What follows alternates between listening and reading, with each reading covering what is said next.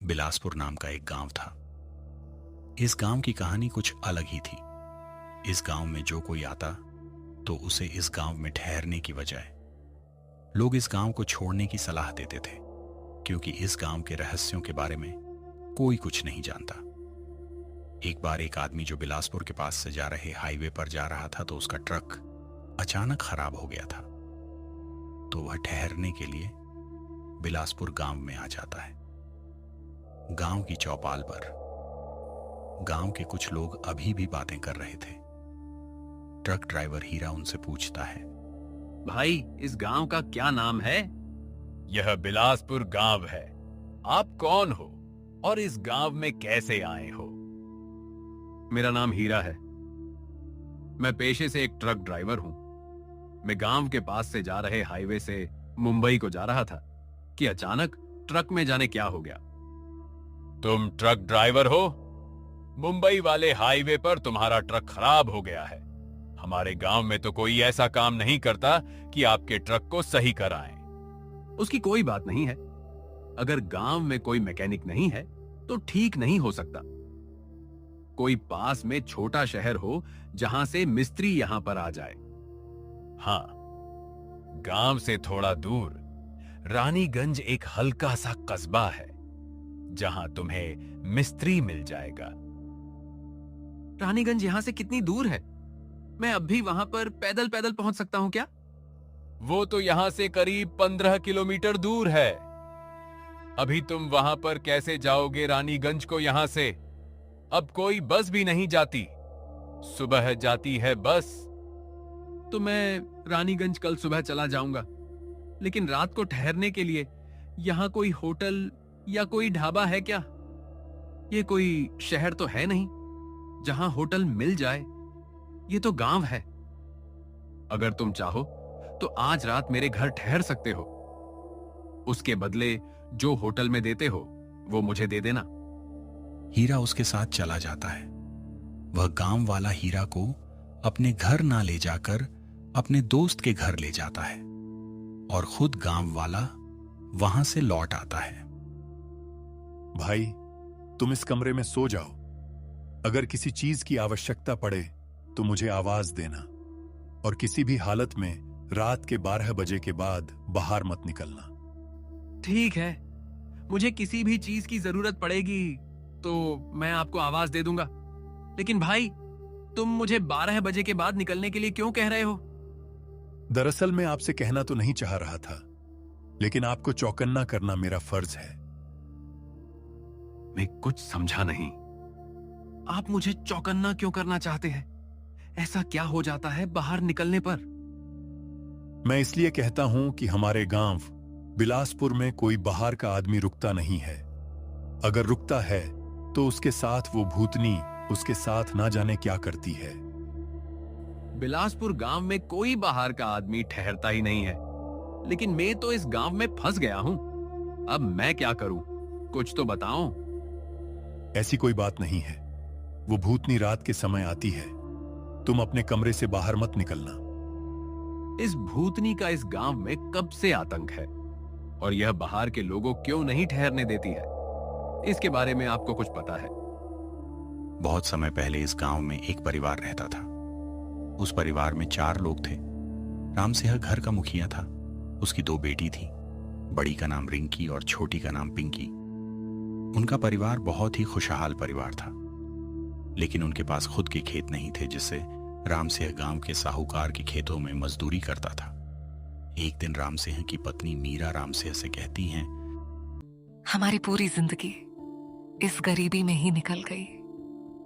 आज तक कोई सुख नहीं पाया।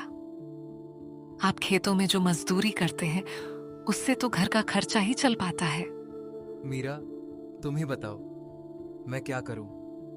सारे दिन जानवरों की तरह खेतों में लगा रहता हूं, तब जाकर मुझे शाम को 500 रुपए मिलते हैं। इनमें से मैं कैसे बचत करूं? बचत तो हमको करनी पड़ेगी, क्योंकि कुछ दिनों बाद हमें रिंकी और पिंकी की शादी भी तो करनी है। उनकी शादी हमें बड़ी धूमधाम से करनी होगी। ये बात तो तुम ठीक कह रही हो। हमें इनकी शादी बड़े धूमधाम से करनी है। वैसे भी हमारे इन दोनों के अलावा कोई भी नहीं है। हमारा ये घर इनका ही है। घर तो इनका ही है, लेकिन हमें इनकी शादी में और भी चीजें भी तो देनी है। इस घर से काम नहीं चलेगा। मीरा, मैं कुछ दिन पहले सोच रहा था कि दिन भर खेतों में काम करता हूँ, लेकिन उसका असली फायदा साहूकार को होता है। मैं क्यों ना खेतों को कुछ साल के लिए किराए पर ले लूं। ये बात तो तुम ठीक कह रहे हो। खेतों में काम तो तुम करते हो।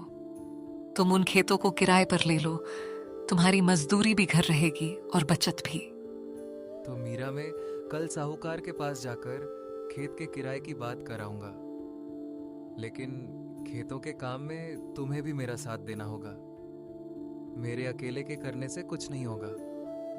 मैं आपके साथ हूं जी। आज आप साहूकार से किराए के बारे में पूछाओ। राम सिंह अपने घर से साहूकार के खेतों का किराया पूछने के लिए चल देता है। अभी तक उसने खेतों में मजदूरी ही की थी, इसलिए राम सिंह को एक डर सता रहा था कि कहीं पहली बार में खेती में नुकसान न चला जाए। कुछ देर बाद राम सिंह साहूकार की हवेली पर पहुंच जाता है। साहूकार अपनी हवेली के चौक में खड़ा था। हाथों की उंगलियों में सोने की अंगूठी पहने हुए था।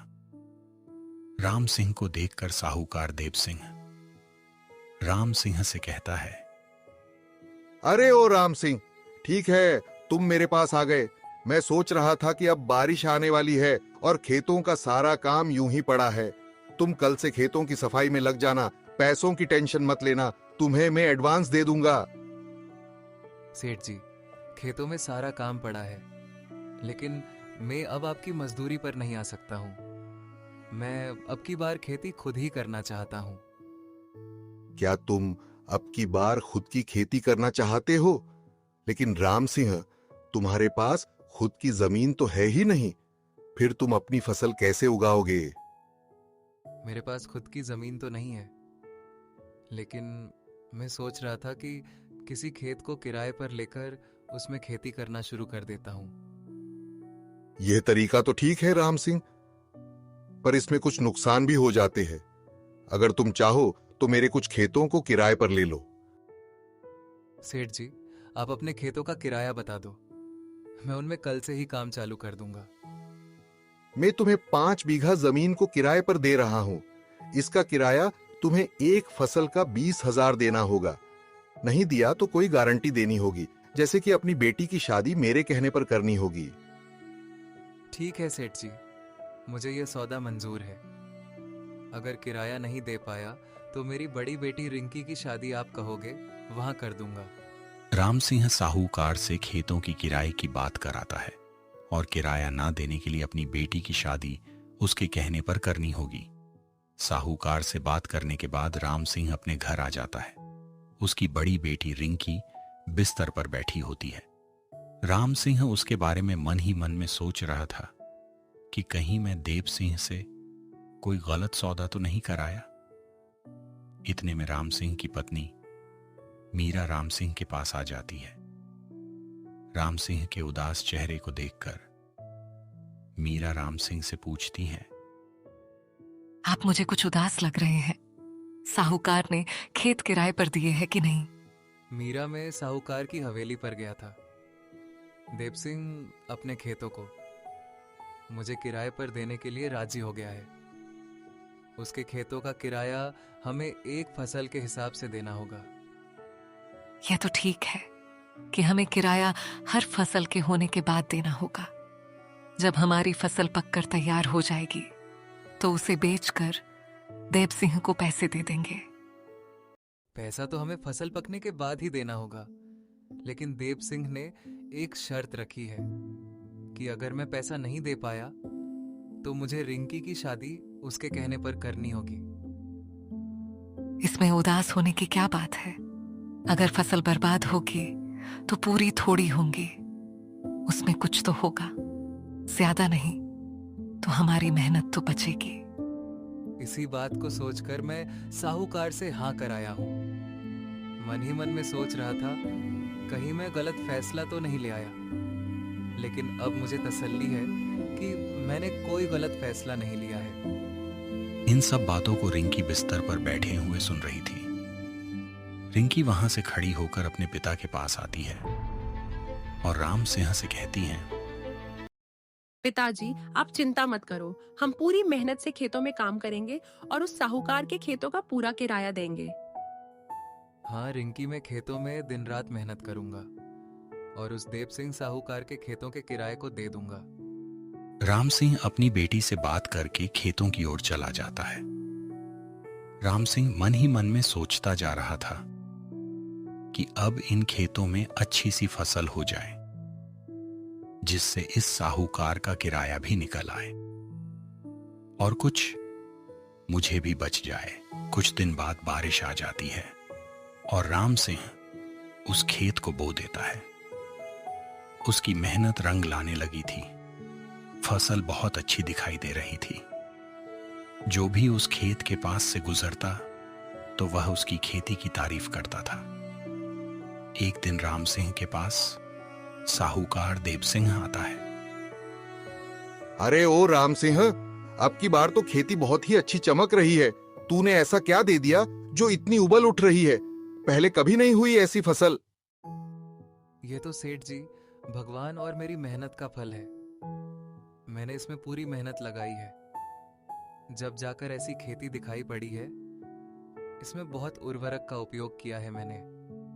वैसे ठीक है राम सिंह, तूने फसल बहुत अच्छी करके दिखाई, लेकिन एक बात की सलाह तो तुम्हें मैं देता हूं, इसमें ज्यादा उर्वरक का उपयोग मत करना, नहीं तो फसल बर्बाद हो सकती है, क्योंकि यह खेत हल्के से तूफान को नहीं झेल पाता है।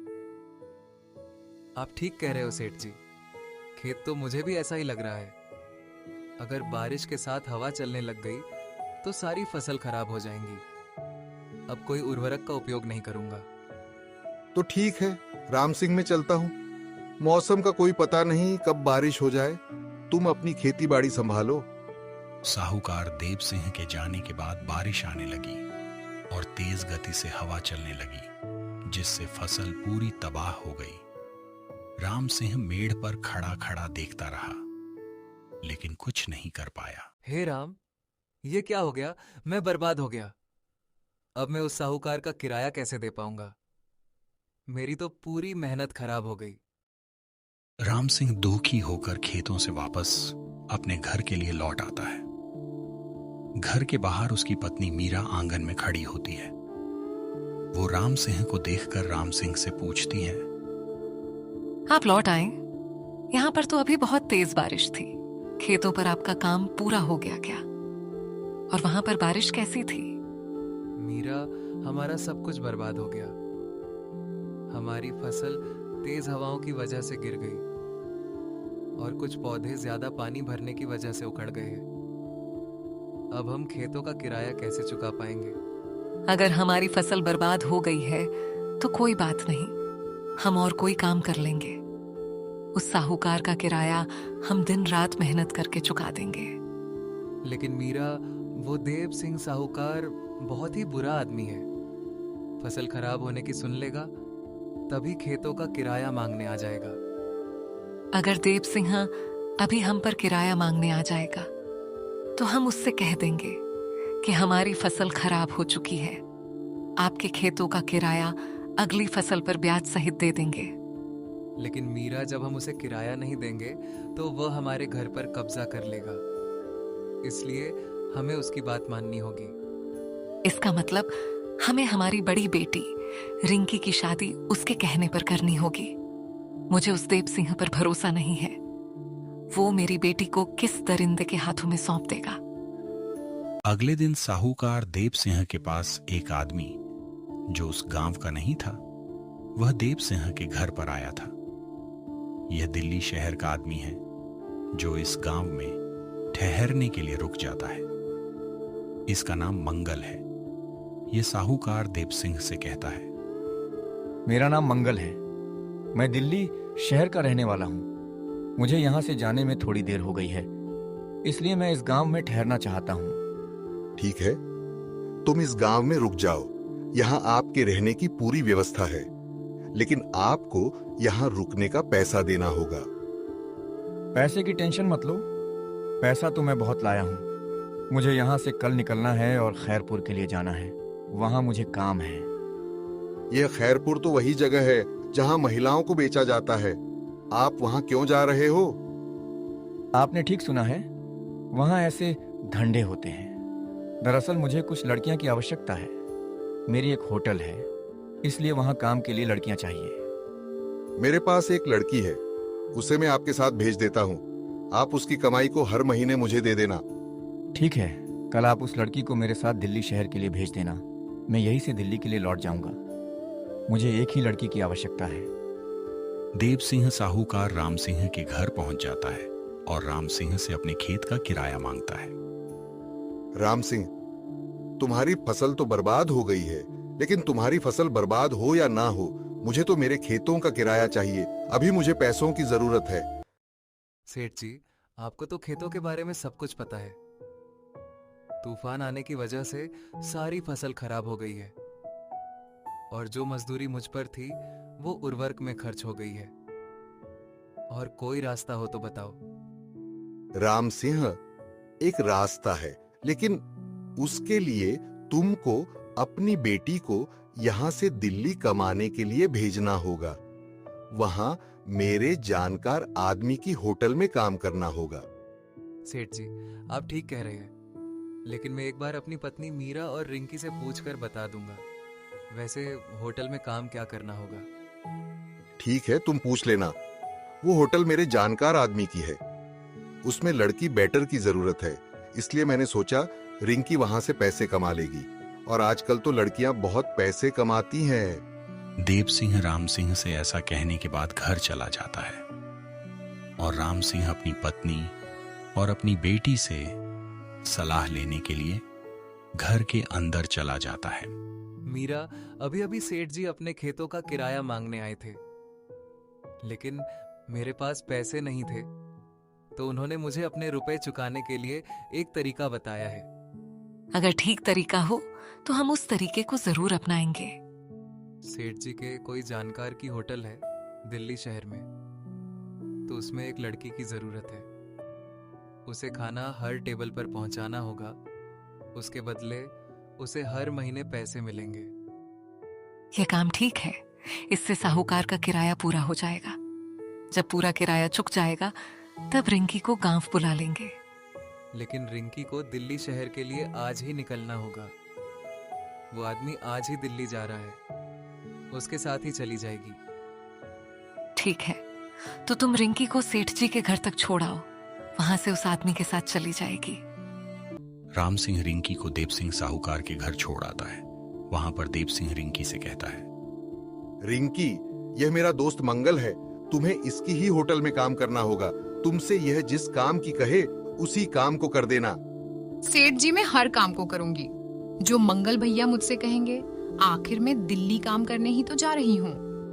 रिंकी को मंगल दिल्ली के लिए ले जाता है और लेकिन देव सिंह ने राम सिंह को काम के बारे में पूरी तरह खुलकर नहीं बताया था। कई महीनों हो जाते हैं, लेकिन रिंकी दोबारा गांव लौट कर नहीं आती है। किसी को नहीं पता कि मंगल ने रिंकी को कहाँ भेज दिया।